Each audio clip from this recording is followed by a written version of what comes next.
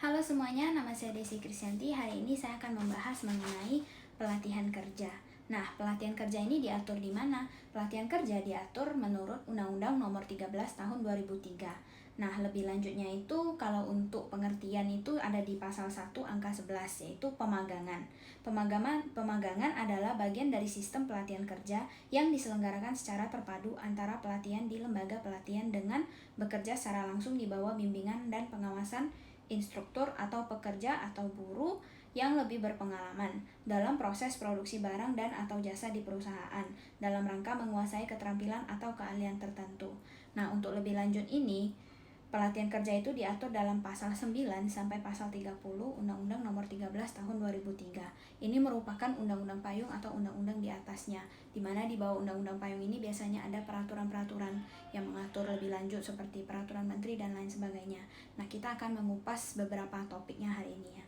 Kalau misalnya menurut pasal 9 ini, tujuan dari pelatihan kerja itu adalah untuk membekali, meningkatkan, dan mengembangkan kompetensi kerja, guna untuk meningkatkan kemampuan produktivitas dan kesejahteraan dari si peserta pelatihan kerjanya ini. Kalau menurut pasal 10, ayat 1-nya menjelaskan bahwa tidak harus ada hubungan kerja untuk melakukan pelatihan kerja, karena dapat dilakukan di dalam maupun di luar hubungan kerja. Terus biasa pelatihan kerja ini juga dilakukan secara berjenjang atau bertahap menurut ayat 3. Terus menurut ayat 4-nya ini ada diatur lebih lanjut mengenai standar kompetensinya, yaitu diatur di Permenaker nomor 3 tahun 2016 tentang tata cara penetapan standar kompetensi kerja nasional Indonesia. Nah, selanjutnya ini ada juga tujuan dari magang itu sendiri adalah untuk mengembangkan kompetensi kerja sesuai dengan bakat, minat, dan kemampuannya melalui pelatihan kerja. Ini ada di pasal 11. Nah, di pasal 12 ini biasa menjelaskan tentang tanggung jawab dari pengusahanya ini untuk pengusaha ini bertanggung jawab atas peningkatan skill dari kompetensi pekerjanya. Nah, ini itu bakal saya tanyakan ke narasumber yang berkait. Selamat siang Bapak, dengan Bapak siapa saya berbicara? Pak Sugi. Pak Sugi sekarang statusnya sedang kuliah atau mungkin sudah bekerja full time atau gimana? Sedang kuliah sih sekarang. Oh, kuliah di mana Bapak? Di Unrika, Oh, jurusan? jurusan hukum. Oh, jadi Bapak sekarang bekerja di PT Goel Plastik ini udah berapa lama Pak? Baru masuk tahun kedua. Oh, Bapak bekerja sebagai apa di PT ini? Sebagai HRD rangkap sih. Kalau gitu hari ini saya akan melakukan beberapa pertanyaan untuk interview Bapak. Apakah Bapak berkenan? Ya. Oke, makasih ya Pak. Kalau untuk karyawan magang di PT ini biasanya ada kontraknya atau enggak? Kalau untuk kontrak magang sih kita ada kontrak khusus. Ya, magang tuh agak beda dengan kontrak biasanya sih. Cuma beda di jangka waktunya. Kalau kontrak biasa tuh sekitar 6 bulan gitu. Kalau magang palingan 3 bulan. Dan ya tanggung jawabnya pun agak beda juga. Kontrak tetap ada. Baik Pak. Terus selanjutnya apakah ada contoh kayak peningkatan skill atau pengembangan skill dari anak magang ini di PT ini untuk cara khusus? Khususnya tak ada sih, cuman ya bantuin seniornya. Palingan di sampingnya bantuin seniornya, sebenarnya kasih kerjaan apa, bantuin gitu. Kalau ada waktu ya ngajarin dia gimana kerja gitu. Begitu. Terus kalau misalnya untuk tempat training khusus kan kalau kita tahu di beberapa perusahaan lainnya ada tempat-tempat training khusus untuk anak-anak magang atau anak pelatihan kerja. Apakah kalau di PT ini ada atau tidak Pak? Nggak ada deh, cuman bantuin gitu loh. Terus yang terakhir Pak, untuk karyawan magang ini apakah dapat surat pengalaman kerja seperti karyawan permanen atau mungkin dapat apa gitu untuk ending setelah mereka selesai magang? Untuk surat pengalaman sih bisa sih, dapat juga kayak karyawan biasa. Bentuknya itu beda sama karyawan biasanya apa atau sama aja? Sama deh, soalnya kerja juga sih.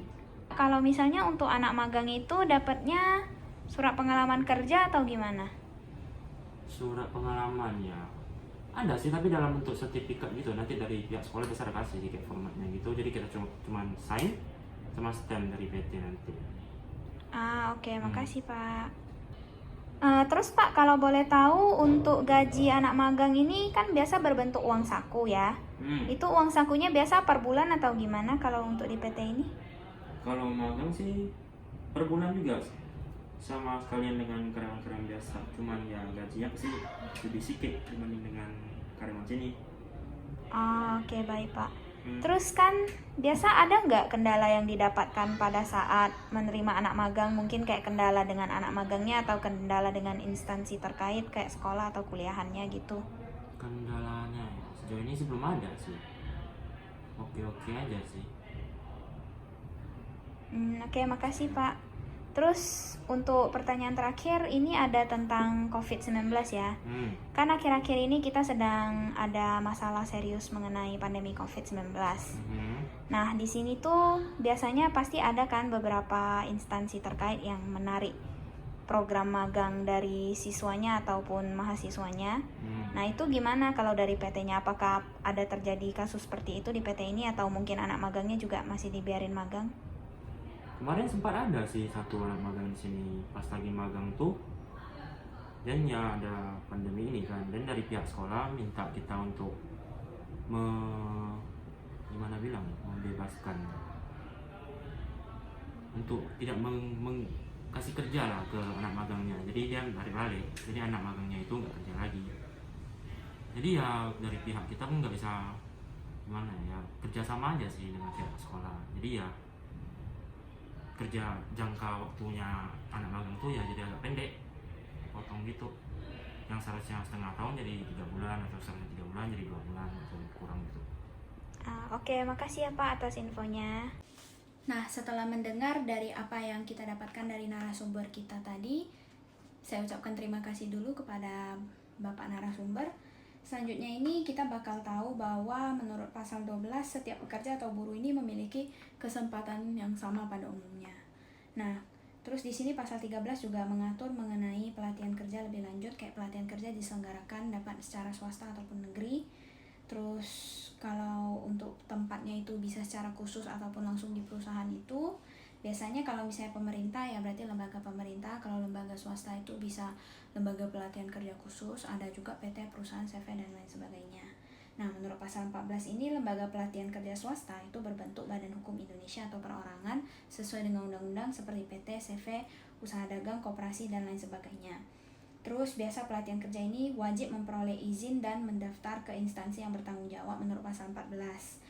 Terus selanjutnya lembaga pelatihan kerja ini menurut pasal 2 Permenaker nomor 17 tahun 2016 ini dapat berbentuk LPK swasta. LPK berarti lembaga pelatihan kerja swasta, pemerintah, dan juga perusahaan. Nah, selanjutnya ada diatur di Keputusan Menteri nomor 17 tahun 2016 tentang tata cara perizinan dan pendaftaran lembaga pelatihan kerja. Nah, di pasal 15 ini mengatur tentang penyelenggara pelatihan kerja ini wajib memenuhi beberapa persyaratan. Yang pertama, harus adanya tenaga kepelatihan atau mentor magang. Terus selanjutnya ada kurikulum yang sesuai dengan tingkat pelatihan, itu aturan mengenai magang. Terus tersedianya sarana dan prasarana pelatihan kerja. Dan selanjutnya ada tersedianya dana bagi kelangsungan kegiatan penyelenggaraan kerja. Nah, di pasal 16 ini mengatur tentang lembaga pelatihan kerja swasta, di mana di sini biasa mereka mendapatkan akreditasi dari lembaga akreditasi. Itu biasa LALPK membentuk KALPK. Itu gimana? Lebih jelasnya itu LALPK bertanggung jawab kepada Menteri Domisili di Ibu Kota Negara. Terus selanjutnya ini kita bakal tahu diatur lagi lebih lanjut di Peraturan Menteri Ketenagakerjaan Republik Indonesia nomor 34 tahun 2016 tentang akreditasi lembaga pelatihan kerja. Apa itu LALPK? LALPK itu adalah Lembaga Akreditasi Lembaga Pelatihan Kerja. Nah, KALPK itu apa? Komite Akreditasi Lembaga Pelatihan Kerja.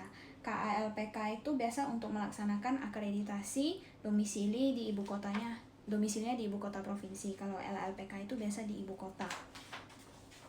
Nah, biasanya itu LALPK membentuk KALPK karena kan secara luas ya. Terus menurut pasal 17 ini mengatur tentang instansi yang bertanggung jawab di bidang ketenagakerjaan di kabupaten atau kota. Seperti yang tadi saya ngomong, diatur di pasal 9 angka 1 Permen Ketenagakerjaan Republik Indonesia tahun 2016 nomor 29 itu tentang pedoman nomenklatur Dinas Ketenagakerjaan Provinsi dan Kabupaten Kota. Dinas Ketenagakerjaan Provinsi dan Kabupaten Kota ini biasa yang bertanggung jawab di kabupaten kota, terus nanti di bawahnya ada lagi gitu. Terus selanjutnya di pasal 18 ini menjelaskan tentang tenaga kerja berhak memperoleh pengakuan kompetensi kerja, itu seperti yang tadi disebutkan oleh narasumber, yaitu dapat sertifikat magang. Terus pengakuannya ini biasa dikasih bisa dari perusahaan atau dari instansi yang berkaitan. Terus juga habis itu tenaga kerja sertifikasi ini tidak harus diikuti oleh yang belum berpengalaman. Kalau misalnya yang udah berpengalaman mau menambah juga boleh. Jadi bukan hanya untuk kayak fresh graduate seperti yang tadi disebutkan oleh narasumber. Dari sini dapat kita simpulkan sebenarnya peraturan mengenai pelatihan kerja ini diatur sangat jelas di peraturan perundang-undangan yang ada, dan sebenarnya perusahaan juga harusnya tidak terlalu sulit untuk mengikuti aturan, karena seperti yang tadi kita dengar dari narasumber bahwa sebenarnya tidak ada kendala tertentu yang agak merepotkan atau gimana.